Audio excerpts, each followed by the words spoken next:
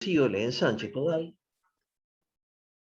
No se ha producido el ensanche todavía, ¿no?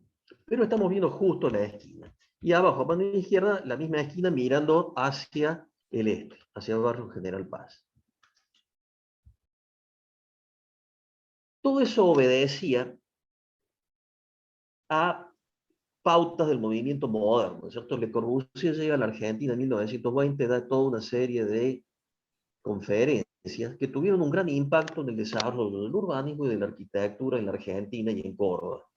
En el caso de Buenos Aires, a mano izquierda, la apertura de la avenida 9 de Julio, la construcción del obelisco, y están todos íntimamente relacionados con propuestas del movimiento cubano, del movimiento moderno en lo que hace a la arquitectura y al urbanismo principalmente. Y en Córdoba impacta con temas como este, como la apertura de la avenida Colón Olmos. Ahí vemos uno de los edificios más interesantes del racionalismo. El movimiento moderno que impacta primeramente en Córdoba es el Argentina del racionalismo, lo que trae Le Corbusier, es decir, el movimiento moderno de origen europeo, con todas sus pautas de diseño, ¿no? Con todas sus pautas de diseño, las ventanas en tira, la fachada libre y todas esas otras propuestas. El otro gran hecho es la apertura de la cañada, la sistematización de la cañada, que llevó, que fue una obra realmente titánica, ¿no? Desde el punto de vista urbanístico y todos los esfuerzos que significó hacer esa calle para sistematizar el cauce de agua y además las vías de circulación que la bordean. Vemos, ¿por qué se me pierde tanto el cursor acá? Acá está. Vemos abajo otra vista de la avenida Colón, Olmos, con un edificio que se construye más o menos en esos años, que es el edificio de la Caja de Jubilación. Vemos otra foto del impacto que significó la apertura de la cañada. Como dice algún humorista de Córdoba, el único río pavimentado del mundo, pero que se transformó en un hito que es absolutamente identificatorio de la ciudad de Córdoba. Repito, son todas las pautas, el urbanismo del movimiento moderno impactando en Córdoba a partir de la llegada de Le Corbusier a la Argentina. Pero no nos vamos a adelantar al movimiento moderno porque después vamos a hablar un poquito más. Ahora sí, vamos a nuestro tema, que es la calle ancha de Santo Domingo. La calle ancha de Santo Domingo se decide darle su escala actual pocos años después de la fundación, de 1577, 1578, por la razón de que por allí debía bajar la acequia maestra.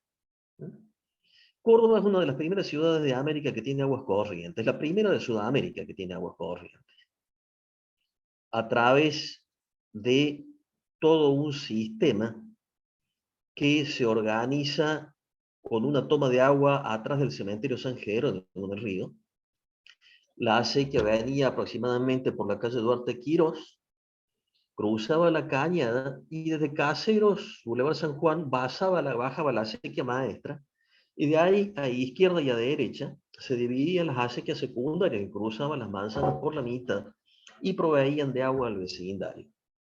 Este sistema posteriormente lo completa el Marqués de Sobremonte, ampliando la red de acequias, construyendo el lago en el Paseo de Sobremonte, como reservorio de agua para la riega de quintas que estaban del Paseo de Sobremonte hacia abajo, y fuentes públicas, en la plaza, en el cruce de Colón y Cáceres, de Vélez Arfiel y Caseros, pero además todas las grandes instituciones tenían sus fuentes internas.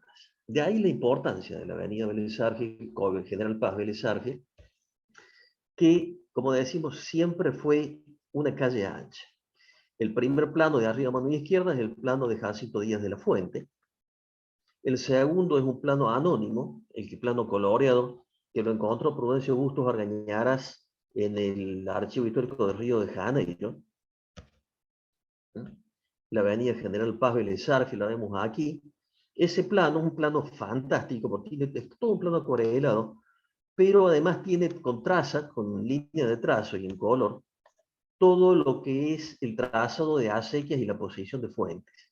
Es una joyita el plano realmente.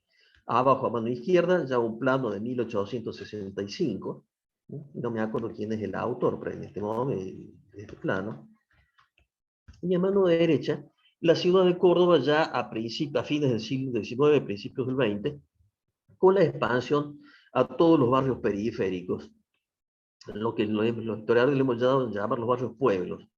Es decir, todos los barrios que crecen a partir del núcleo del casco histórico, General Paz, Alberdi, Alto Alberdi, Barrio San Martín, Nueva Córdoba, Alta Córdoba, mientras que en el plano de mano izquierda de abajo solamente vemos la expansión hacia el oeste, que fue posible gracias a que el Marqués de Sobremonte construye el primer puente de material en la calle 27 de abril, el primer puente de material sobre la Cañada.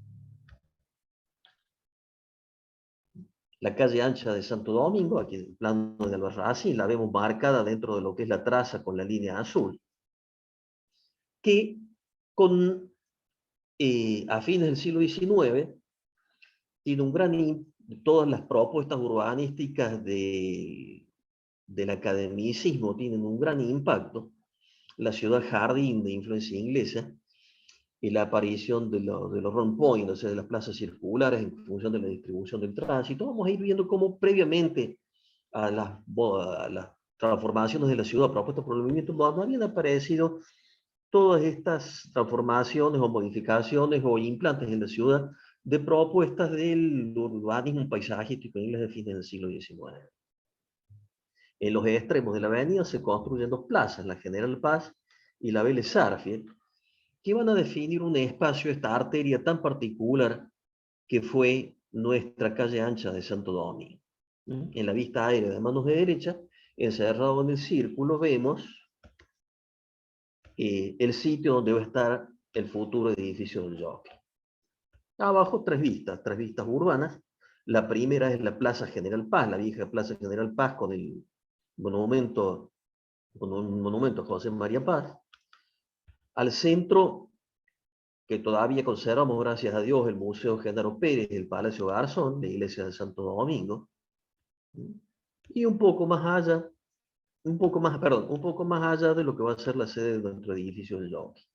La Plaza Vélez Sarsfield, que es la que remata ese eje urbano del que estamos hablando. Es decir, que es un eje por demás caracterizado por su escala, por los elementos que lo caracterizan y por los edificios que con el tiempo, previos a Jockey que vemos aquí, le van a dar una gran impronta, ¿cierto? La Casa Galíndez, actualmente sede de la Dirección de Cultura de la Municipalidad, el Palacio Garzón, Santo Domingo, la Iglesia de Santo Domingo, el Club Social, el viejo arzobispado, después ocupado por la CGT, la Academia de Ciencias, y el teatro. Estos dos edificios que son dos de los edificios más icónicos del liberalismo, de los gobiernos liberales, ¿cierto? Los dos en la época de Sarmiento y Avellaneda.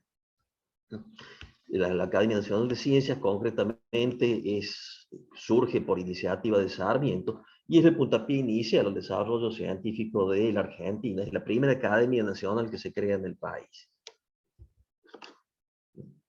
Bien, pero ¿qué está pasando en el campo de la arquitectura en ese momento? Estamos en un momento de cambio, estamos terminando con el academicismo, todavía sigue el historicismo propio, el historicismo propio del academicismo, con los grandes edificios de estilo francés, con sus los edificios con sus mansardas de pizarra, la francesa, o los edificios más eclécticos. El edificio del Pasaje Central con su mirador, los capuchinos en estilo gótico, la casa que fue de los Moyano Trébou, después de los Martínez, esa villa italianizante que estaba en la esquina de Obispor y Buenos Aires. Todo esto se está haciendo simultáneamente, con muy pocos años de diferencia, lo mismo que ese edificio racionalista de Jaime Roca, que también es de la década del 30, casi contemporáneo de los capuchinos. Entonces, fíjense la diversidad que tenemos en el campo del diseño arquitectónico. ¿Y por qué lo planteo esto? Porque de una forma u otra ese criticismo va a estar presente en el edificio del Jockey. Las tendencias dentro del academicismo son múltiples, es decir, El historicismo tiene todos los neos propios del periodo, tiene todos los neos propios de... ¿Qué empieza con el neoclasicismo?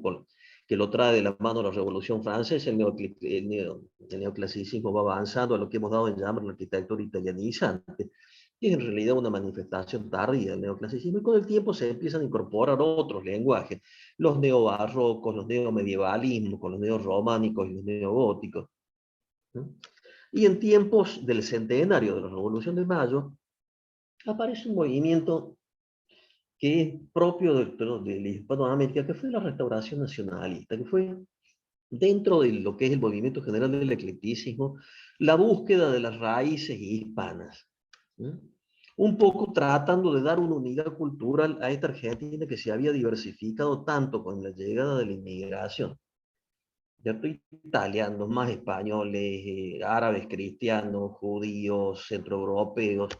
La inmigración centroeuropea es importantísima, alemanes, suizos, austríacos, es importantísimo también.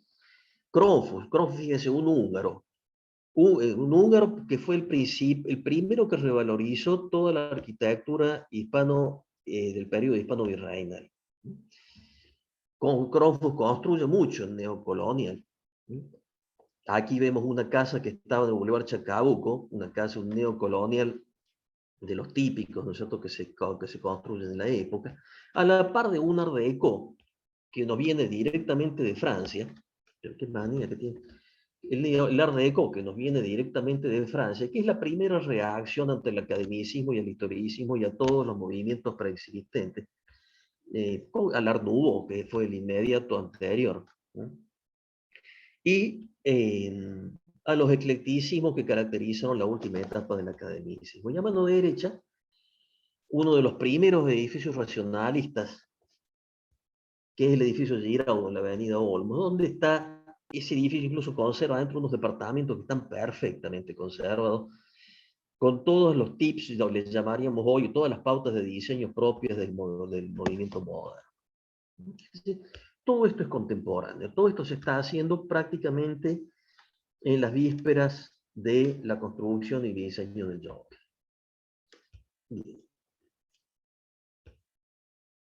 Las tres tendencias que conviven en este momento, es decir, la restauración nacionalista, el Art Deco y el racionalismo, van a tener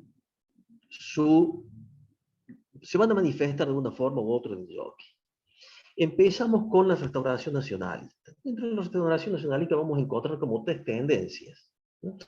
La restauración nacionalista en realidad abarca todo el campo de las artes visuales, la arquitectura, la escultura, la pintura, las artes gráficas, las decorativas, música, la literatura, es la época de Aguirre y de todos estos músicos que retoman los ritmos de la música popular. Es la época de Lugones con su guerra gaucha, el 12 segundos sombra con Guiraldes y todos los otros autores que retoman lo histórico como el eje de su obra. Y como decimos recién, coincide con el centenario de la independencia de los países hispanoamericanos. Dentro de la restauración nacionalista vamos a encontrar como tres tendencias muy marcadas, en lo que a lo lingüístico se refiere a lo formal. Por un lado, el neocolonial del que ya hemos hablado, es decir, busca retomar las formas del colonial como una forma de identidad de nuestra arquitectura, desde la Casa de los Peci en La Rañaga y Tuzango. Creo que es uno de los más significativos de esta tendencia. La otra línea es el neoplateresco, que toma el plateresco español como modelo formal, pero con las pautas de diseño del academicismo, con una definición de una base, de un cuerpo y de un coronamiento muy marcados. ¿No? Esa portada de la Academia, de la Caja de Ahorros, yo creo que es de lo más bello que hay en Córdoba, junto con la del Banco Social. También el Montserrat. El Montserrat en realidad ya mezcla un poco del colonial, reinterpreta un poco el colonial y le mete también mucho de plateresco. Y por último, los neoindigenismos que prácticamente no prenden en la Argentina, porque nuestras culturas precolombinas no tuvieron una arquitectura de un desarrollo significativo. Sí, México y Perú.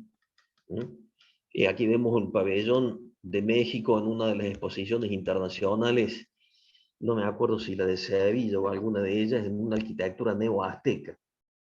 Perú plantea en la de Sevilla un neoincaico mezclado con un neoplateresco. Es decir, cada uno busca en su pasado preindependentista eh, la marca de su identidad. Vamos a empezar por el Art Deco. Vamos a ir por el Art Deco. También es un movimiento que abarca el campo de las artes visuales, la arquitectura, la gráfica, las artes decorativas. El campo de la pintura es contemporánea del cubismo. Es lo que nos interesa porque con el Art Deco entran en Córdoba, y calculo que en la Argentina en general, pero en Córdoba también, todas las propuestas funcionales del movimiento moderno, es decir, la casa compacta con la división de áreas de servicio, estar diurno, estar nocturno, separados, pero que tiene una serie de constantes en lo que hace al diseño. Vamos a dar las dos básicas, que son la vertical como protagonista. Por más que sea horizontal, fíjense en la foto de mano izquierda, es un edificio donde predomina el horizontal, lo volumétrico, pero está fuertemente contrarrestada por las direccionales verticales marcadas por las ventanas alineadas, los cuerpos que entran y salen, las pilastras. Hay líneas verticales fuertemente marcadas, lo mismo que en esta casa de mano derecha, donde es más evidente todavía esa fuerza ascensional que es propia del Art Deco y que se manifiesta en otras modalidades de la arquitectura, la Torre del Moserra, por ejemplo, por más que aparezca como neocolonial, pero es completamente Art Deco. Y el otro punto es la geometrización de los elementos repetidos sobre el plano, que le van dando una textura, que le dan una textura a la superficie del muro. Desaparece el elemento vegetal naturalista que había sido propio del floreal, del Art Nouveau y de todos los otros movimientos. Y finalmente la modernidad. El movimiento moderno que tiene dos etapas. Para su estudio se lo divide en dos etapas que son la primera posguerra y la segunda posguerra. La primera posguerra protagonizada fundamentalmente por la línea europea del movimiento moderno y la segunda posguerra por la rama norteamericana. La destrucción que había significado la Segunda Guerra Mundial, la Primera Guerra Mundial, llevó, entre otras cosas, a la necesidad de construir rápido y a bajo costo. Y de ahí la depuración de formas, ¿cierto?, que plantea el movimiento moderno, además de toda una serie de propuestas higiénicas que ya venían del siglo XIX, la aireación, la iluminación, el asoleamiento, la ventilación, el asoleamiento. Acuérdense el tema de la tuberculosis, el sol era fundamental en la terapia, en lo que era la sanidad. La ley de casas baratas, que formula el doctor Caferata, senador por Córdoba, el padre de la vivienda social en Argentina, él como médico veía la influencia que tenía la insalubridad de la vivienda en la tuberculosis. Y estuvo 5 años estudiando la vivienda popular, la vivienda de borde, de barrio de borde, del rancho. Y ahí es que él ve toda la problemática de la salubridad de la vivienda en la necesidad de una vivienda salubre en los procesos de cura de las enfermedades respiratorias, pulmonares y respiratorias. Pero además hay toda una simplificación de forma que viene de una mano de otras estéticas, el Wright, con el que sufre una gran influencia de la arquitectura japonesa. Pero sobre todo esto, la búsqueda de una nueva estética, los modelos precedentes ya estaban completamente agotados, el Art Nouveau, el Art Deco, entonces es esto, es el valor de la línea y el plano, la relación de llenos y vacíos, en lo que hace a lo formal. Y la vivienda compacta, es decir, la casa chorizo desaparece, que era lo típico, aparece el edificio en altura, ¿no es cierto? La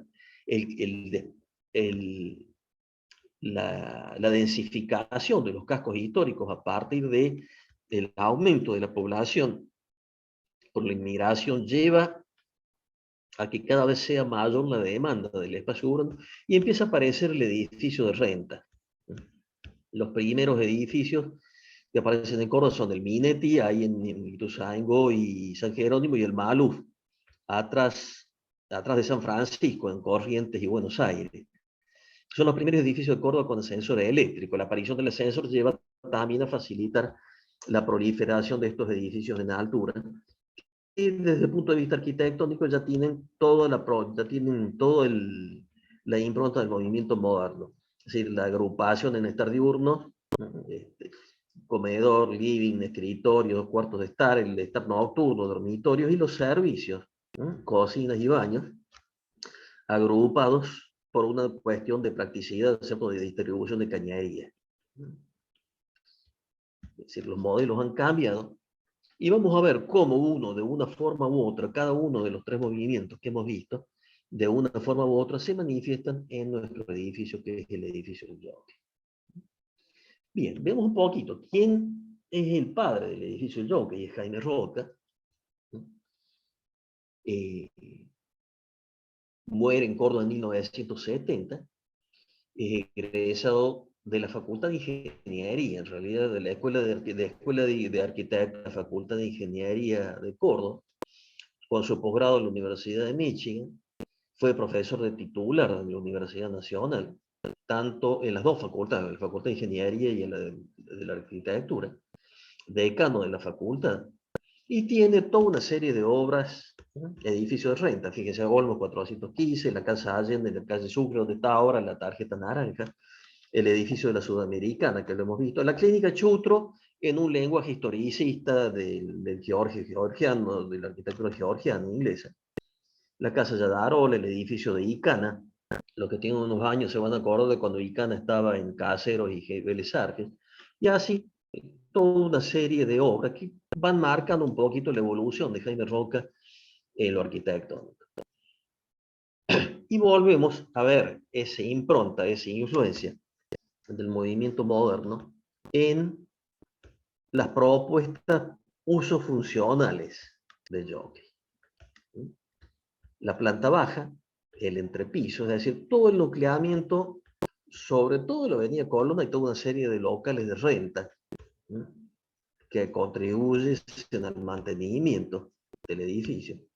El hall central, el distribuidor, la entrada de autos. Eso es una herencia un poquito todavía de la arquitectura academicista. Como academicista, en la escalera imperial, que se divide en dos rampas. Todo lo que es el agrupamiento del área administrativa, ¿sí?, y a medida que vamos subiendo, vamos a ver todo lo que es ya de uso más social, ¿sí?, del hall de distribución, los vacíos en doble altura sobre las salas principales, el comedor, ¿sí?, el petit salón famoso, el salón de la esquina, salas de juegos, ¿sí?, en el segundo piso, las salas de billar, las salas de juego de cartas, biblioteca. Es decir, toda una serie de usos que estaban vinculados a la parte social y de extensión del edificio, gimnasios, piletas, etc. Pero siempre dentro de las pautas ya del movimiento moderno.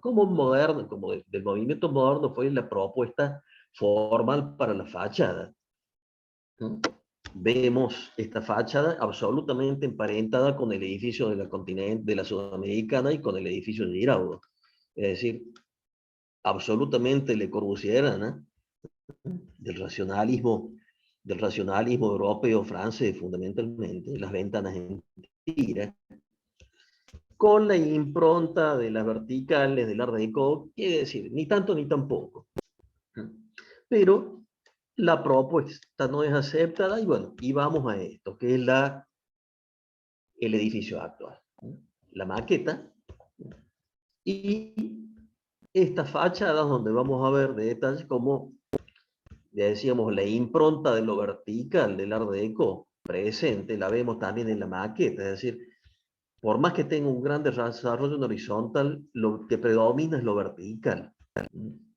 La vertical es la dominante y El movimiento de la restauración nacionalista aparece en todos los detalles complementarios, en los criterios, ¿no es cierto?, de el enmarque. Toda la arquitectura española, colonial, hispanoamericana, se caracteriza precisamente por esto, por los grandes muros lisos y la concentración de lo ornamental en el ingreso y en las ventanas. Aquí el ingreso absolutamente jerarquizado, con todos esos pilares forrados en mármol, con la flor de lis, lo mismo que las ventanas que aparecen sobre el ingreso, son las ventanas del gran salón de fiestas.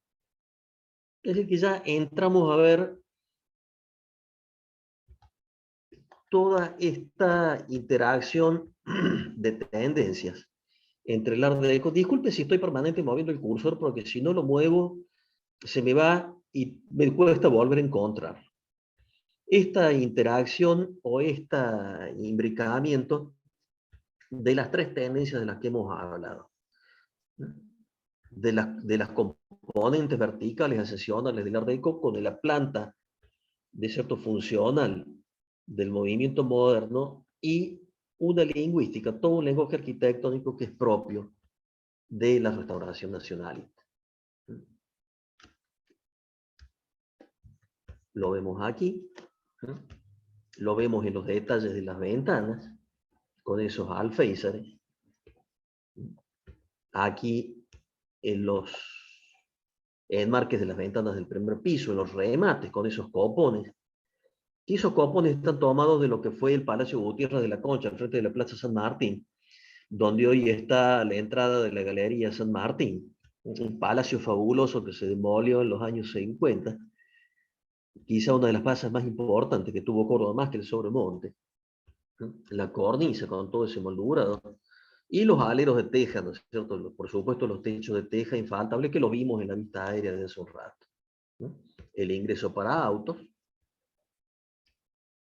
Es decir, toda una serie de elementos lingüísticos y formales que hacen a este edificio singular, donde interactúan, como habíamos dicho, tres tendencias arquitectónicas. Vemos cómo se continúa en la esquina y en el costado sobre la avenida de Colón, esa idea del demarcamiento de ventanas, que siguen un poco la pauta de la arquitectura académica de la base, del cuerpo y del coronamiento. Es decir, el eclecticismo está presente de distintas formas en nuestro edificio. Bien, y a entrar, a recorrer un poco interiormente el edificio.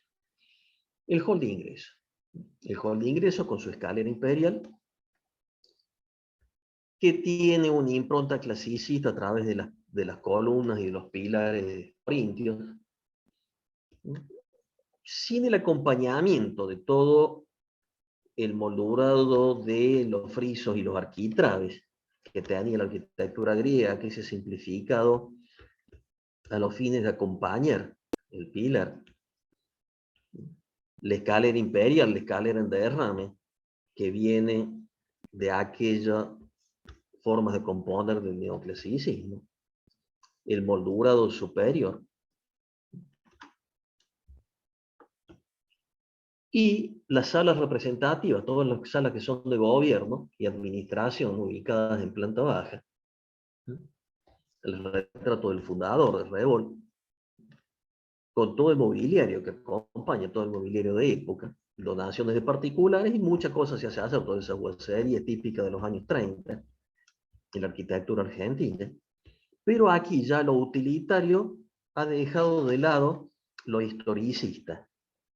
Es decir, lo historicista, lo de estilo, entre comillas, para lo social, mientras que en las áreas de trabajo ya se va dando paso cada vez más a esa simplificación de formas que es propia del movimiento moderno.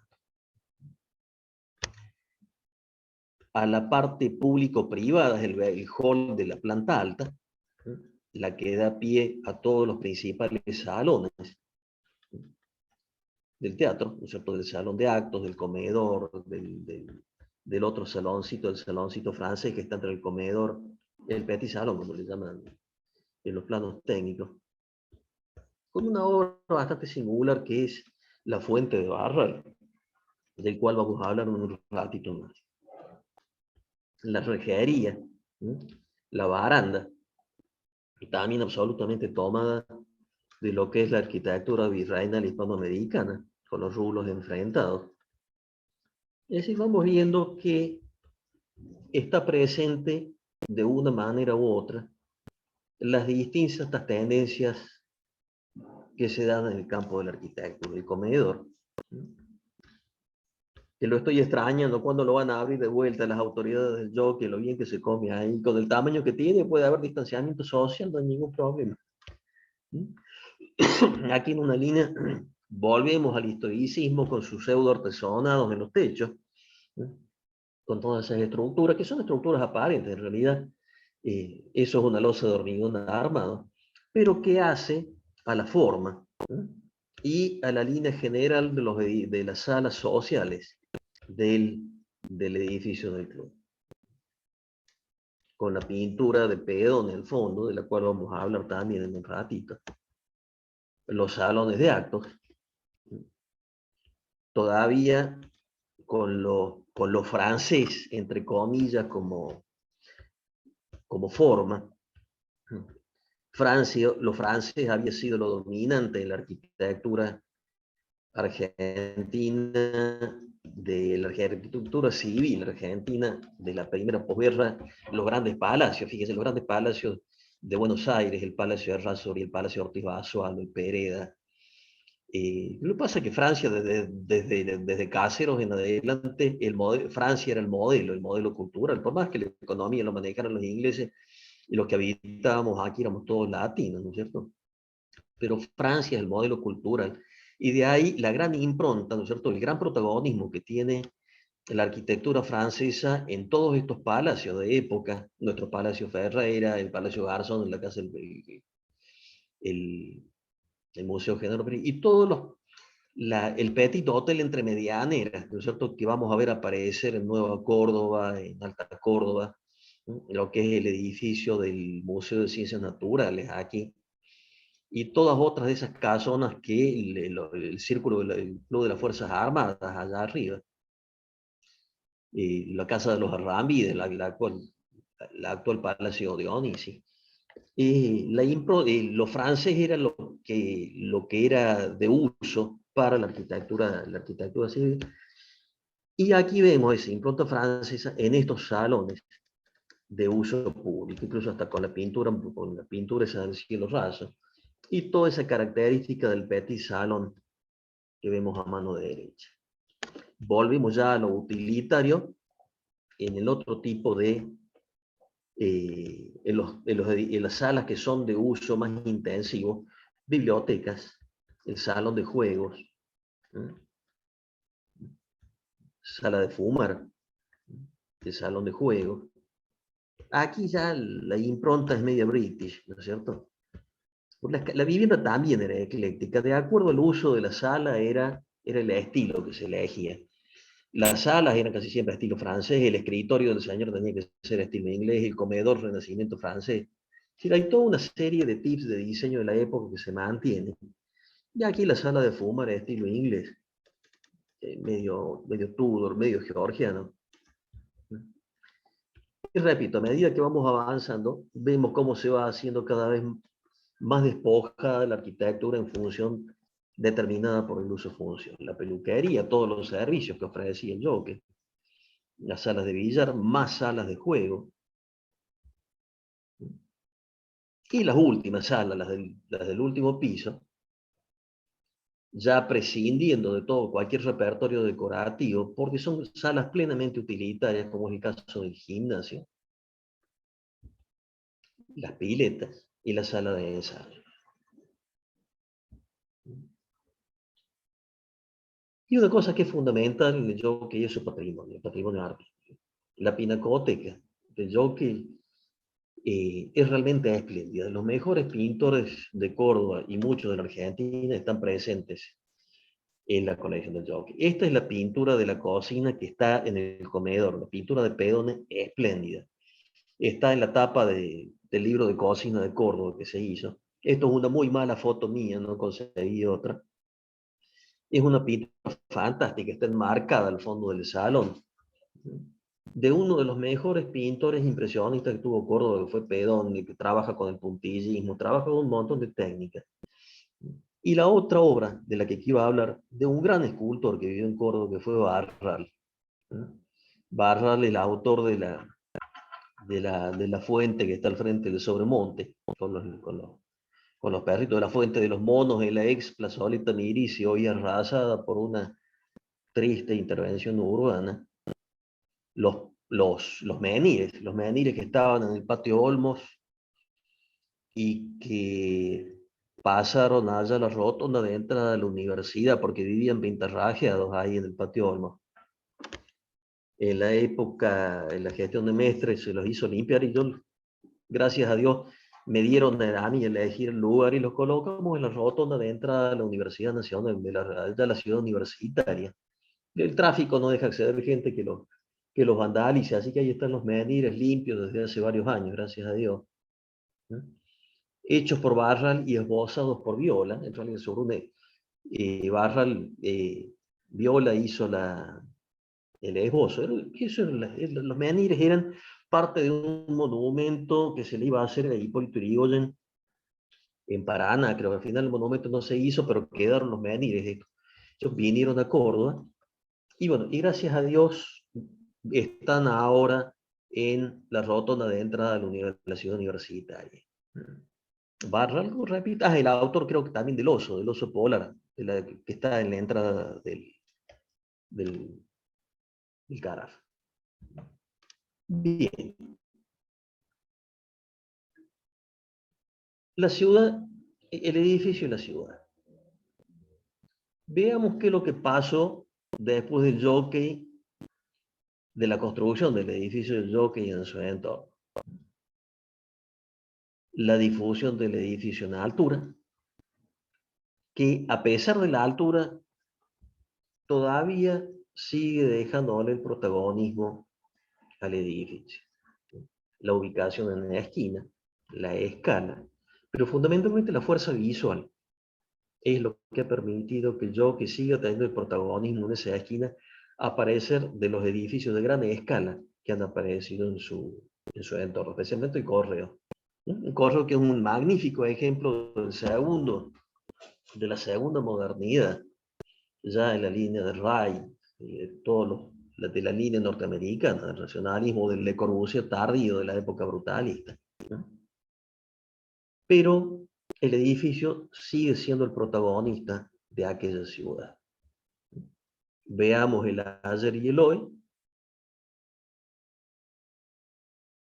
La foto es de 1905, la postal es de mano izquierda, y la otra es del año 2017. ¿Qué ciudad tuvimos y qué ciudad tenemos? La pregunta que dejo picando es: ¿qué ciudad queremos tener? Bien, hasta aquí llegamos.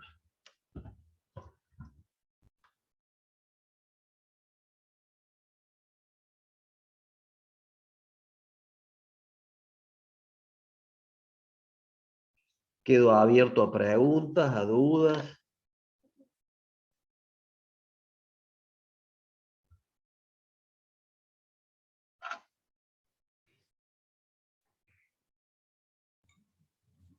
Gracias, Jorge, por tan lindo recorrido por la arquitectura de Córdoba y en especial por este edificio tan emblemático y ese cierre con la Pinacoteca, que la verdad que en mi caso no lo conocía. Susana nos había estado contando algunas cosas, pero qué lindo verlo y qué bueno las referencias con otras obras de nuestra ciudad y con la arquitectura en general. Es fabulosa la Pinacoteca de Jockey, es una maravilla, Quinquela, Martín, lo que se les ocurre. Bueno, y esto yo creo que da pie para hacer un recorrido caminando dentro del Jockey, porque lo que yo he podido mostrar es una cosa mínima. Yo creo que un recorrido presencial dentro del Jockey es lo que nos estamos debiendo. Creo que sería una muy buena acción para el año que viene. La experiencia del espacio Es decir, Eh, vivir el espacio yo creo que sería fundamental.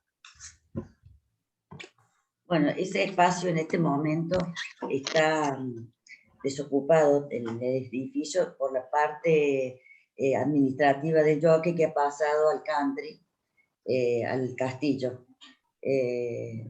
Solamente está el gimnasio y la pileta habilitada.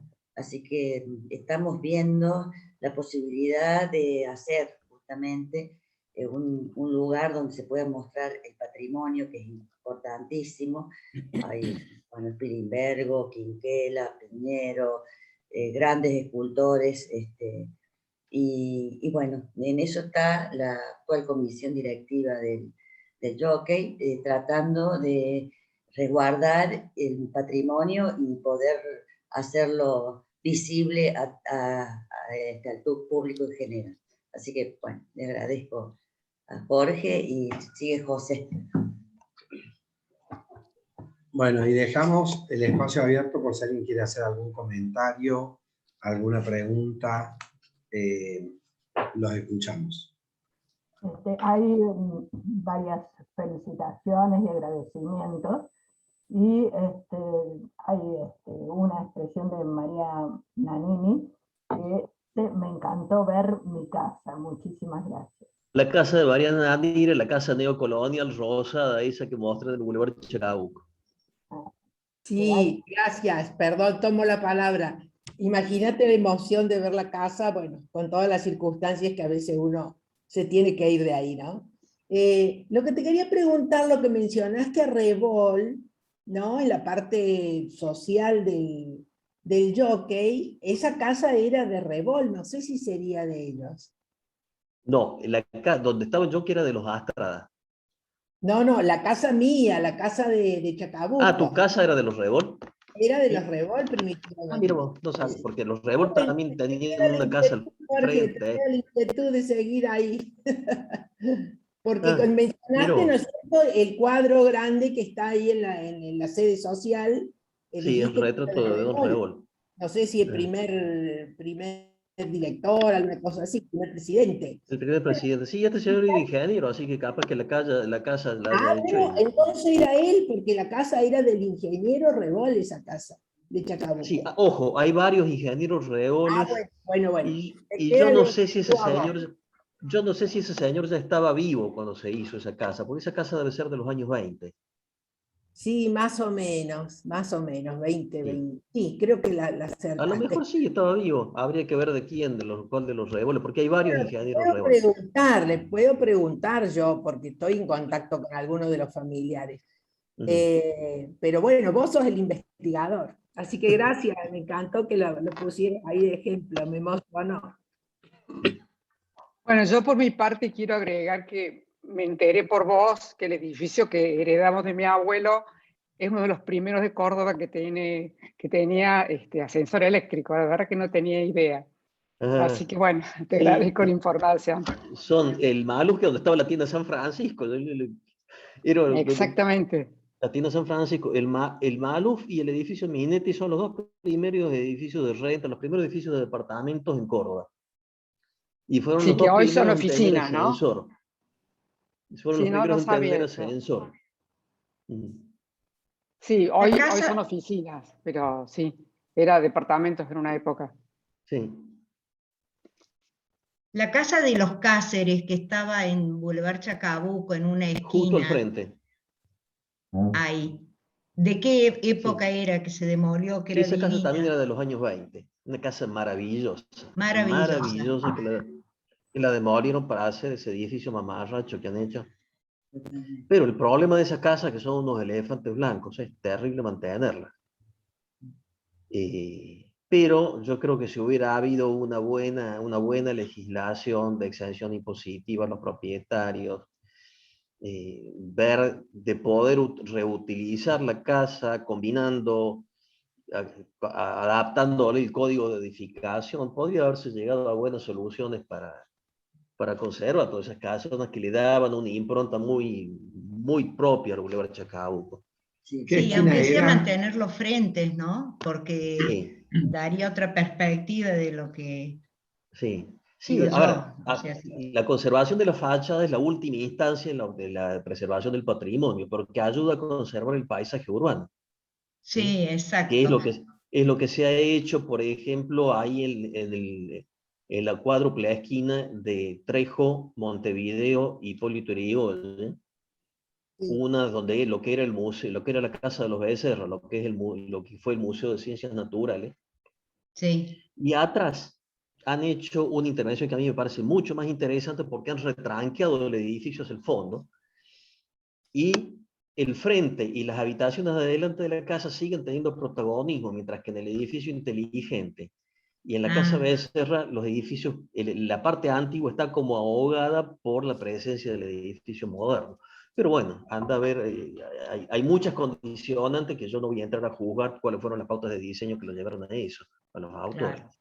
En Barrio General Paz hay unas casas divinas que se están demoliendo también. Sí. Hay una esquina que ha quedado solamente el frente sobre la costanera de unas Sí, casas importantes. sí, sí, sí, sí. Bueno, muchas gracias, divina la charla. Hola Gloria, tanto tiempo. ¿En qué esquina de Chacabuco era la casa que hablaba Gloria, Eh, Jorge? Yo de esquina de Chacabuco, no, la casa de los Gloria, Cáceres estaba, eso, ¿en qué esquina? Chacabuco y... no, esquina, era al frente, estaba entre San Lorenzo y Obisporo. Toda Ah, esa cuadra tenía una arquitectura. En la esquina estaba la casa de los mayores, la esquina de San Lorenzo, que era exacto. espectacular. También de Después los venía Rebones. otra casa más, que creo que es la única que ha quedado en pie durante años. Hubo una planta baja, una cosa de muebles de cocina media de segundo orden. Después venía la casa de los de la Saleta. Después venía la casa de los Reol. Después venía una casa que está en pie todavía, una casa moderna, racionalista de los años 40, 50. Es de Después los venía una casa de Candalaf, estilo Tudor. la casa ¿Cómo? de los Candalaf, esa es Art Deco. Art Nouveau, Ah, Art Nouveau ya creo, ¿no? tuvo. Sí, la de los Candalaf al Y frente, por eso es mi cuadra, tarde. te ayudo. Después una casa de estilo Tudor, muy linda, y en la esquina con Obisporo estaba la casa de estilo colonial de los Juárez Núñez. Eso pues, Porque también. Esa, la de los Juárez Núñez y la del lado, la de la Tudor, todo eso se demolieron para hacer el edificio, la de todo día, para hacer las torres esas. ¿de quién era la casa del Consulado de España actualmente? ¿Te Esa acordás? casa era de Aguiar, me parece. sí. los Aguiar, sí. Era la Sí. casa de los Aguiar. ¿Y la Sí, casa de los Moresi sigue en pie? Esa que tenía sí. La una vereda del frente entrada de que es una Chacabuco, belleza para adentro. esa casa cuadra era casi toda de los Ayes de Pose. Sí, Vivía don Santiago Ayes de Pose, está la casa sí, esta de estilo normando de la esquina, que era de los barrios de la Ford, yo creo. La que sigue, que era la casa de don Santiago Ayes de Pose, ahí tenía el estudio. Después venía la casa de él, que esa desgraciadamente la han demolido casi toda para atrás y quedó de adelante. Después vinieron unas cocheras. Después viene la ah, casa que era de los Moresi y de los Sarabia, que es un petit sí, hotel francés espectacular, sí, muy sí, lindo. precioso. ¿Pero esa está demolida o No, está no, una esa es del gente del Opus Dei. Opus? Esa, sí, esa casa creo que es del Opus Dei de las mujeres, de la rama de Ah, mujeres. Y en la esquina estaba lo de Jaco Allen de Pose y Amelita Allen de Pose de Crespo, que es la casa que le han dejado en pie la fachada y han hecho el sí, edificio nuevo encima. sí, está bien logrado, frente al palacio. Sí. Bueno, nos hace un Gracias. recorrido por toda la arquitectura de Córdoba con la excusa del Jockey Club, pero bueno, es tan enriquecedor lo que estás transmitiendo, que bueno, es un lujo y ojalá esto se pueda repetir otras charlas para tratar de conservar de alguna manera el patrimonio de Córdoba. Sé que es difícil y que bueno, hay gente que tiene que vender la casa porque no se pueden mantener esos edificios, pero al menos que se conserve la fachada sería bueno, ¿no? No, pero además, fíjate lo que yo en Italia, lo veo en Italia, en España, lo he visto que se han transformado las casas, se han subdividido Sí, bien en departamentos menores, como se hizo la casa de Duhovne allá arriba. pero hay una legislación terrible. Mi cuñada vive a media cuadra de la Fontana di Trevi, arregló su baño y le hicieron un juicio por haber tocado el baño. Así que, se A imaginan, ver, yo acá la creo tiran que, abajo las casas. sí, hay que ser, yo creo que hay que ser prudente, ¿no es cierto?, en el caso de intervenir. Pero yo creo que el tema de la exención impositiva es fundamental para motivar a la gente a la conservación de la casa. Sí. Sí, yo O a a las, ver, o a las opino como, intervenciones que conserven. sí, o sea, opino como parte de propietaria de uno de estos edificios en los cuales tenemos un montón de prohibiciones, porque el edificio está en una zona de conservación urbana, pero no tenemos ninguna facilidad de ningún tipo. O sea, Y no podemos modificar la fachada desde ningún punto de vista, pero no tenemos ninguna exhibición impositiva para facilitarnos el es que mantenimiento. está declarado de interés patrimonial el edificio. Sí, está en la zona, sí. Hay una Sí, Sí, zona ¿no? que... Entonces, si está declarado de interés patrimonial, tienen que pedir la declaración, se la tienen que dar, la exención impositiva se la tienen que dar.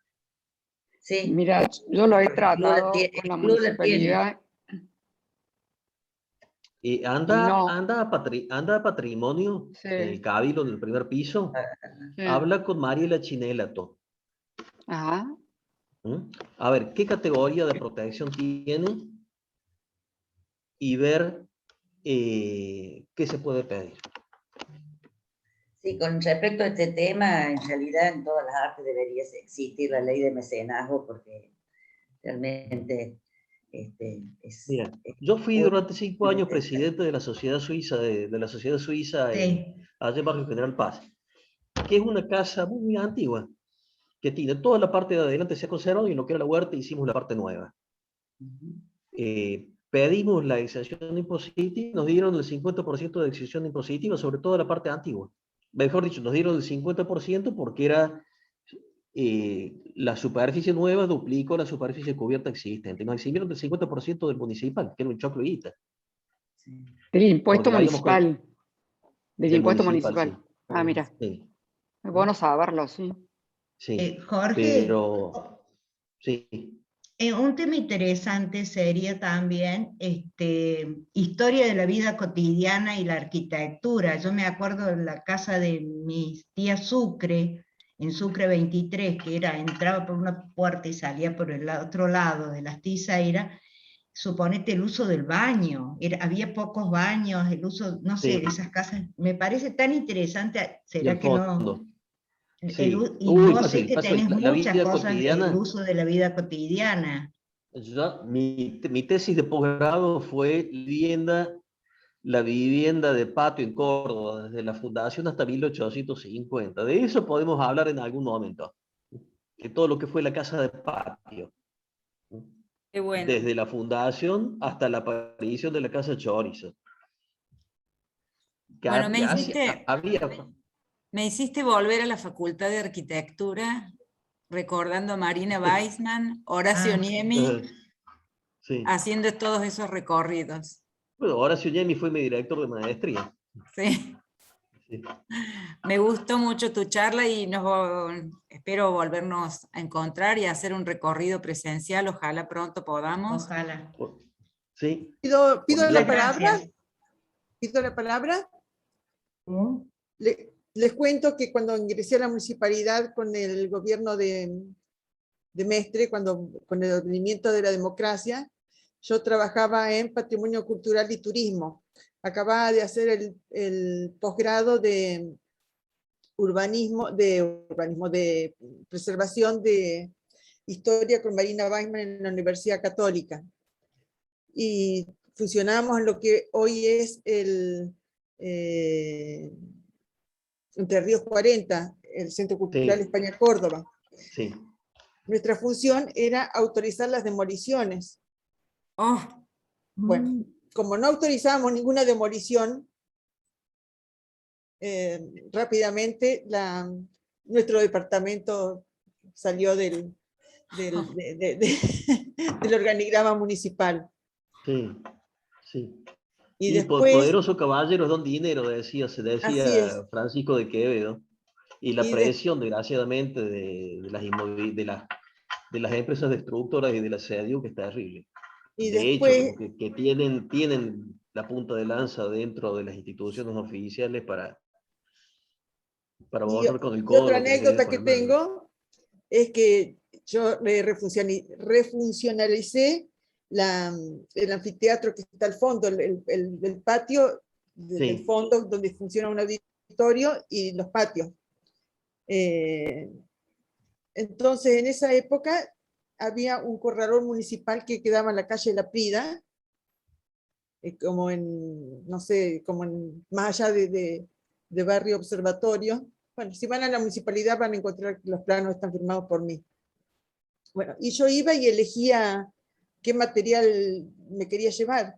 Entonces, por ejemplo, habían sacado todo el empedrado de no sé cuál calle, y yo me elegí el empedrado, y entonces con eso hice los hemiciclos, después elegí el cartel del diario Córdoba, rejas que estaban... Sí, los balcones, el diario Córdoba, que era un edificio art deco espectacular, maravilloso, ahí en Diagonal con la casona municipal en la avenida General Paz.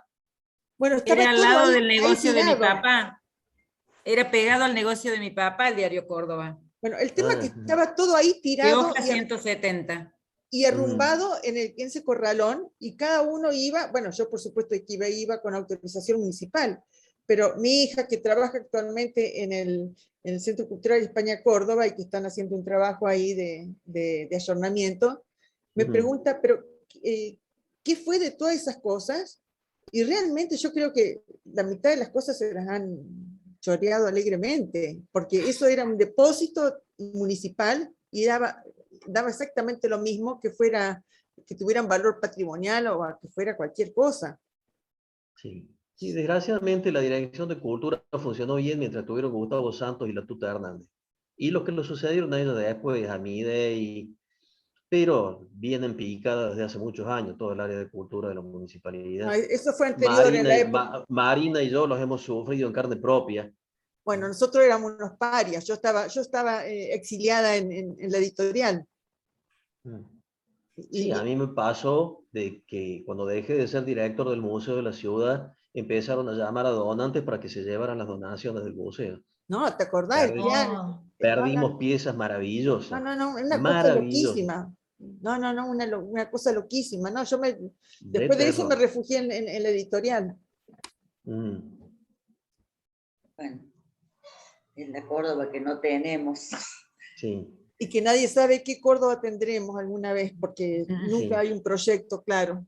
Sí, yo tengo que hablar bien de dos personas, de Ian Duttari y de Fernando Ferri. Fernando Ferri fue un tipo, y él decía, yo no soy un político, yo soy un técnico y actúo en ese sentido. Yo tuve muy buena experiencia con Fernando.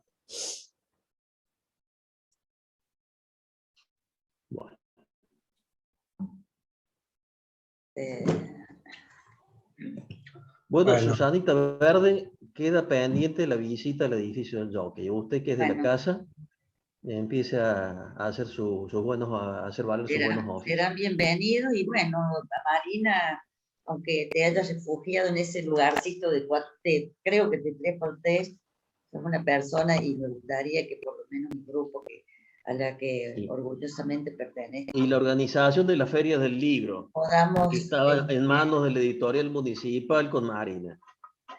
Bueno, pero nosotros éramos bichos rara avis, y estábamos segregados de todo, no teníamos ni idea qué era lo que pasaba ahí subiendo la escalera. No teníamos ni idea. Sí. Bueno, yo pienso, al menos soy una persona que defiende toda la parte patrimonial de Córdoba, tanto en el arte como la arquitectura y la vida cotidiana también. Por eso le invité a Jorge a esta charla. Y bueno, todo lo que podamos en el grupo y lo que podamos en nuestras relaciones, tratemos de tener la fuerza y el entusiasmo por defender estas cosas, que de alguna manera se van perdiendo, ¿no? Para que sea mejor la ciudad que tenemos. Bueno, un abrazo a todos. Muchísimas gracias. Luego, gracias por la conversación. Jorge, muchas gracias. De nada. Gracias a todos. Ha sido un gusto. La verdad, un gran placer poder hablar de arquitectura también, una nueva rama de esta asociación de amigos. Nos quedarán pendientes para el año que viene las visitas al edificio de tribunales, al del teatro y quizás la presencial al Jockey Club. La verdad que una mañana distinta, muy nutritiva. Gracias a todos por participar. Y los esperamos el próximo sábado 25 de septiembre, donde Sarita Goldman hablará junto a Jorge Maki de su obra, en un gran encuentro que tenemos justo coincidiendo una semana después de lo que va a ser la Feria de Arte de Córdoba.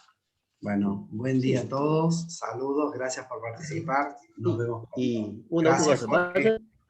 ¿Cómo? vayan a recorrer la avenida Irigoyen a ver esas intervenciones que han preservado fachadas, la del H101, la del edificio que está al frente, la reconversión del Museo de Antropología de la universidad, el edificio inteligente. Hay muy buenas intervenciones de Irigoyen con el tema de patrimonio. Y tomamos también esta idea de Gloria de hablar de los usos de las viviendas en el siglo pasado, así que Jorge, te vamos a seguir requiriendo por generosidad para con nosotros. Como gustáis, dijera Shakespeare. Bueno, Bueno. abrazo a todos y buen sábado. Bueno, gracias. Adiós. Gracias. Muchas gracias. Hasta luego. Muchas gracias. Chao. Hasta luego.